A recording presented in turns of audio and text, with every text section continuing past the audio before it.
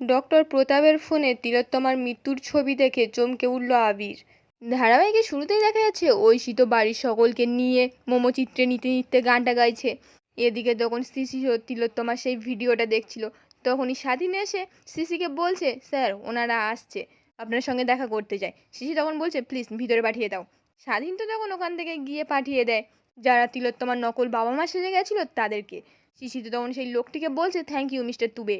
তুবে তখন বলছে, thank you very much sir, এই ইনভেস্টিগেশনে পার্ট হতে পেরে আমাদের খুব ভালো লেগেছে। সিসি তখন তিলোত্তমার ভিডিওটা চালু করে। মিস্টার তুবে তখন সিসিকে বলছে, স্যার এটাকে? সিসি তখন বলছে, তিলোত্তমা। তুবে তখন বলছে, ম্যাডাম যেটা বলেছিল ঠিক বলেছিল, ওনাদের শ্যুট করে দেওয়া উচিত।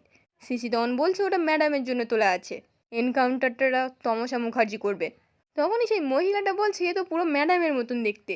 সিসি তখন বলছে, এর পেছনে অনেক বড় গল্প আছে, পরে একদিন বলবো। মিস্টার তুবে তখন সিসিকে বলছে, স্যার ম্যাডামের সঙ্গে একবার কথা বলতে পারি? সিসি তখন বলছে, অবশ্যই, এই বলে তো ফোন করে। এদিকে তখন তমসা তো বাড়ির সকলকে গিফট দেয়, তার ঠাম্মিকে একটা গীতা উপহার দেয়। ঠাম্মি তখন বলছে, এবার আমি বুঝতে পারছি তুই আমার তিলোত্তমা। দেবরাজ বাবু তো তখন বলছে, বাহ, সকলের জন্য গিফট নিয়ে এলো, আমার জন্য নেই? আমারও তো পেতে ইচ্ছে করে নাকি, এই বলে হাসতে থাকে। তমসা তখন একটা ধুতি আর একটা জামা দেবরাজ বাবুর হাতে দিয়ে আলেখ্য আর তমসা দুজনে মিলে প্রণাম করে। দেবরাজবাবু তখন তমসার হাতটা আলেখ্যর হাতে দিয়ে বলছে, আমার মেয়েকে যত্নে রেখো, খুব লক্ষ্মী বউ হবে দেখো। তমসা তখন হাতটা টেনে নিয়ে মনে মনে বলছে, লক্ষ্মী বউ তো অন্য কেউ হতে চেয়েছিল, কিন্তু অসুররা হতে দেয়নি, তাই তো দুর্গার আগমন, অসুর নিধন করার জন্য। তখনই তমসার ফোনে ফোন আসে। তমসাটা ফোনটা নিয়েই বাইরে চলে আসে, তারপর রিসিভ করে। সিসি তখন বলছে, বিক্রম দুবে আর শিখা তোমার সঙ্গে কথা বলবে, এই বলে তো বিক্রমের হাতে দেয়। বিক্রম ফোনটা নিয়েই বলছে, হাই ম্যাডাম, সব ঠিক আছে তো? তমাশা তখন বলছে, সব ঠিক ছিল, thank you very much. Mister Dubey তখন বলছে, না ম্যাডাম, এটা আমার ডিউটি, কিন্তু এই এক একটাকে শিকড় সমেত উবড়ে ফেলতে হবে, আমি আপনার পাশে আছি। তমাশা তখন বলছে, আপনাদের কেউ রেকগনাইজ করতে পারেনি তো? মিস্টার দুবে তখন বলছে, না ম্যাডাম। শিখা তো তখন দুবের হাত থেকে ফোনটা নিয়ে তমাশাকে বলছে, আমি নারী হয়ে আপনার পাশে আছি ম্যাডাম, শুধু আমি নই, পৃথিবীর সমস্ত নারী। এই অত্যাচার অনেক দিন হয়ে চলে আসছে, এবারে আমরা জিতবই। এই বলে তো ফোনটা কেটে দেয়। এদিকে তখন তমসার পেছন থেকে ঐশী কাঁধে হাত দিয়ে বলছে, পেশেন্ট পার্টির ফোন না? কেমন অবস্থা পেশেন্টের? তমসা তখন বলছে, সেন্স নেই, কোমাতে। কথাটা শুনেই তো ঐশী কেঁদে ফেলে। তমসা তখন চোখের জলটা মুছে দিয়ে বলছে, চোখের জল ফেলতে নেই, অকল্যাণ হয়, এই বলে তো চলে যাচ্ছিল। তখনই ঐশী বলছে, বাঁচাতে হবে কিন্তু। তমসা তখন বলছে, বাঁচবে, বাঁচার মতো করে বাঁচবে, দেখিয়ে দেবে, এটা সমাজের মেন লড়াই, পৃথিবীর মেন লড়াই, এই বলে তো চলে যাচ্ছিল। তখনই কাকিমা এসে বলছে, তুই কি বলছিলিস, কিসের লড়াই, আর কোন মেয়ে, শহরের মেয়ে মানে? তমাশা তখন বলছে, ও কিছু না, একটা ঐশীর সঙ্গে রবি ঠাকুরের কথা বলছিলাম। আলেখ্য কোথায়, এই বলে তো আলেখ্য আলেখ্য বলে ডাকে। তখনই ঠাম্মি এসে বলছে, এ কি রে, তুই নাম ধরে ডাকছিস কেন, বল, ও গো, হ্যাঁ গো, এসব বলে ডাকবি। তমাশা তখন বলছে, আচ্ছা ঠিক আছে, এই বলে তো ডাকে, ও গো শুনছো, এই বলে তো ওই পার থেকে চলে যায়। আর আলেখ্যর কাছে এসে বলছে, খাবে চলুন, এই বলে তো চলে যাচ্ছিল। তখনই দেবজিৎ এসে তমাশাকে বলছে, এই আপনি বলছিস কেন? তমাশা তখন বলছে, না মানে চলো, এই বলে তো আলেখ্যকে নিয়ে চলে যায়। দেবজিৎ তখন বলছে, মিস্ট্রিয়াস? তখন তো ওনার স্ত্রীও এসে বলছে, হ্যাঁ, এইবারে কিন্তু আমি তোমার সঙ্গে একমত, মিস্ট্রিয়াস। এদিকে দেখুন তিলোত্তমার ফোনে ফোন আসে। তমসা ফোনটা রিসিভ করে। প্রতাপ তখন বলছে, আমি ডক্টর প্রতাপ বলছি। তমসা তখন বলছে, ও স্যার বলুন। প্রতাপ তখন বলছে, কখন নার্সিংহোমে আসবেন, পেশেন্ট দেখবেন না, ওটি নেই আজকে?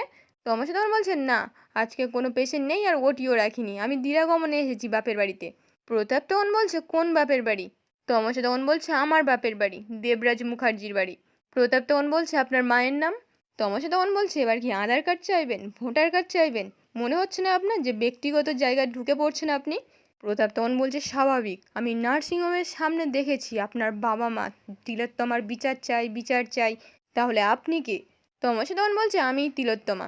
প্রতাপ তখন চিৎকার করে বলছে, আপনি কি আমায় পাগল ভেবেছেন, আমি নিজে তিলোত্তমাকে?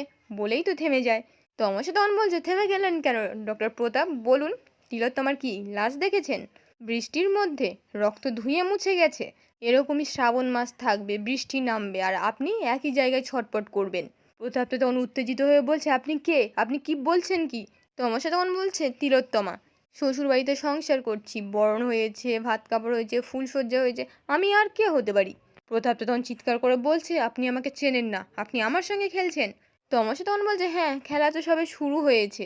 প্রতাপ তো তখন বলছে, থামলেন কেন বলুন, আমার হসপিটালের চিন্টুকে খুন করেছেন আপনি, এই বলে তো বলতে যাচ্ছিল আরও কথা। তখনই অর্ণব ফোনটা কেড়ে নিয়ে বলছে, কি করছেন কি স্যার? এদিকে তখন তমসা একা একা বলছে, আমি নিশ্চিত প্রতাপ সেনের বিপি অনেকটাই বেড়ে গেছে।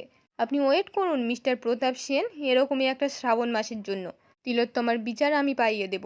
তখনই তিলোত্তমার কাকিমা এসে বলছে, কাকে ফোন করছিলিস তুই, কার সঙ্গে কথা বলছিলিস? তমাস তখন বলছে, হসপিটাল থেকে আমার সিনিয়র ডক্টর প্রতাপ সেন ফোন করেছিলেন, আমি ওটি করছি না কেন এই জন্য। আমি বললাম আমি বাপের বাড়িতে দিরাগমনে এসেছি। কাকিমা তখন বলছে, তা উনি কি বললেন? তমাশা বলছে, ওই উইশ করলো সুখী বৈবাহিক জীবনের জন্য। এই বলে বলছে, আমার খুশাশির মা ওদিকে খাচ্ছে, আমি আসছি। কাকিমা তখন বলছে, 1 মিনিট, এই ফোনটা ওখানে পড়েছিল, আমি কিন্তু জানি তিলোত্তমার একটা ফোন ছিল বিয়ের রাত অবধি। তমাশা তখন বলছে, উপহার পেয়েছি বলেই তো হাত থেকে ফোনটা নিয়ে নেয়। কাকিমা তখন ওখান থেকে চলে যায়। তমসাও তখন ওখান থেকে চলে যায়। ঠাম্মা তখন আড়াল থেকে বার হয়ে বলছে, সত্যিই তো, একটাই তো ফোন ছিল তিলোত্তমার, তাহলে এই ফোনটা? তখনই ঐশী এসে ঠাম্মিকে বলছে, ফোনটা আমার, নতুন কিনেছি, এই বলে দোকান থেকে চলে যায়। ঠাম্মি তখন একা একা বলছে, ঘটনা কিন্তু এগুলো মিলছে না, তিলোত্তমা আগের মতো সুরে গান গাইলো না, আর ঘটনাগুলোও কেমন বেসুরো। অন্যদিকে দেখা যায় অর্ণব তো প্রতাপকে বোঝাচ্ছে, আপনি এরকমভাবে মেজাজ হারালে কী হবে, আমার মনে হচ্ছে এদের মধ্যে কেউ চিন্টুকে মেরেছে। প্রতাপ তখন বলছে, আমি নিশ্চিত। আর হ্যাঁ, তিলোত্তমার ডেড বডিটা কি পোড়ানো হয়েছিল? অর্ণব তখন বলছে, হ্যাঁ স্যার, ডেথ সার্টিফিকেট। প্রতাপ তো তখন ধমক দিয়ে বলছে, ছাড়ো, ওগুলো আমার বানানো সব নকল, আমি ওর শ্মশানের রিসিপ্টটা চেক করতে চাই। তখনই বৃন্দা এসে প্রতাপকে বলছে, আপনার সঙ্গে কিছু কথা আছে। নার্সিংহোম ঘন ঘন ঘেরাও হচ্ছে, এজিটেশন বাড়ছে, আপনি নাকি ভিক্টিমের বাবা মার সঙ্গে মিট করেছেন। প্রতাপ তখন বলছে, হ্যাঁ করেছি। বৃন্দা তখন বলছে, ওরা কি বললো? প্রতাপ তখন বলছে, ওরা দেখিয়েছে তিলোত্তমাকে, যেই তিলোত্তমা সেদিন আপনার সামনে দিয়ে বেরিয়ে গেল আমি মিট করতে পারিনি। বৃন্দা তখন বলছে, এটা হতে পারে না, কারণ যে বাড়িতে আমার বউ হয়ে যাওয়ার কথা আবিরের সঙ্গে, আবিরের ভাইয়ের বউও, ও জীবিত আছে, এখন দিরাগমনে গেছে।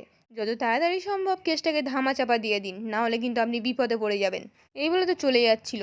প্রতাপ তখন বলছে, প্রতাপ সেনকে হুমকি দিচ্ছেন ম্যাডাম?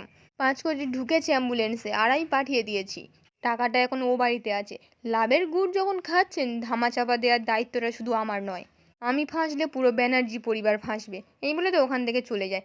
আজকের পর্বটি এখানেই শেষ হয়ে যায়। কেমন লাগলো কমেন্টে জানাতে ভুলবেন না।